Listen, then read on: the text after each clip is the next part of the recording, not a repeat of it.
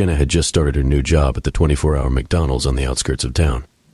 She was a college student in need of extra cash, and the night shift seemed like an easy way to make money without sacrificing her days. The manager, a grizzled man named Mike, had warned her about the midnight hours. "Weird stuff happens here after dark," he'd said, but Jenna had shrugged it off as an attempt to spook the new girl. It was around 2 a.m. when Jenna first noticed something odd. The drive-thru, usually quiet at this hour, crackled to life.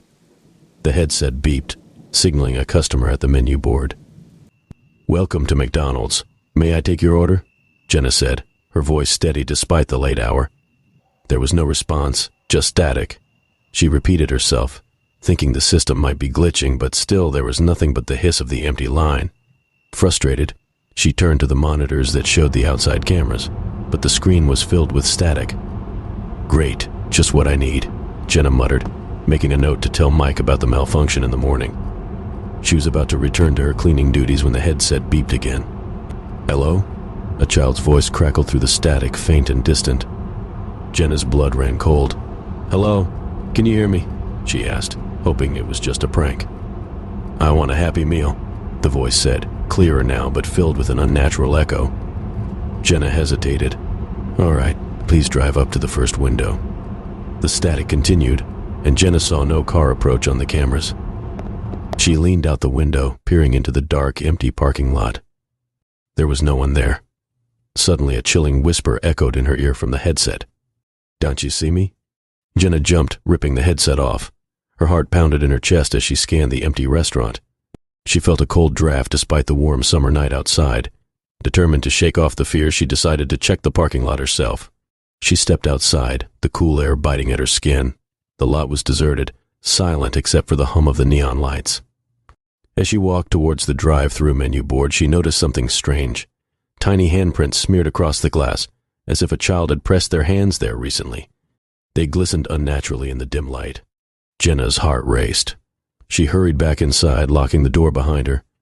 As she tried to calm herself, the lights flickered and dimmed, casting eerie shadows that seemed to dance across the walls. She backed away from the windows, her breath coming in shallow gasps.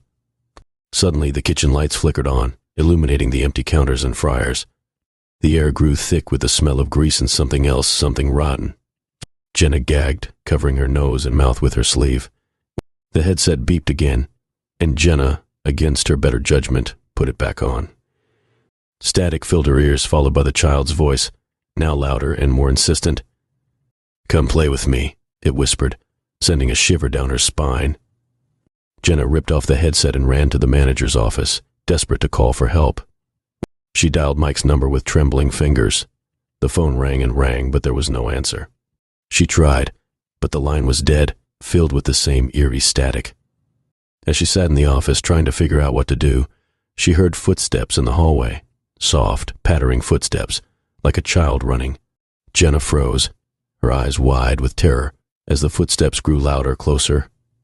The door to the office creaked open, and Jenna saw a small figure standing in the doorway. It was a little girl, her hair matted and her eyes hollow.